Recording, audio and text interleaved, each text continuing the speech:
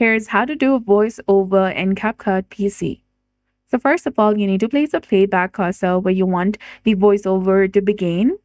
For example, at the start of the video. Now on the right side of the video above the timeline, find the microphone icon labeled as voiceover and click on it. A pop-up window will appear, and in the pop-up, select the microphone you want to use as your input device and adjust the volume if needed. And when you're ready, click on the red recording button over here, and you will see a countdown in the screen and start speaking. Record the voiceover that you want to, and when finished, you can press the stop button and close the pop-up window, and the recording will now be in your timeline. So that's it. I hope you found this video helpful. If you did, please like, share, and subscribe. Thanks for watching. We'll see you again in the next one.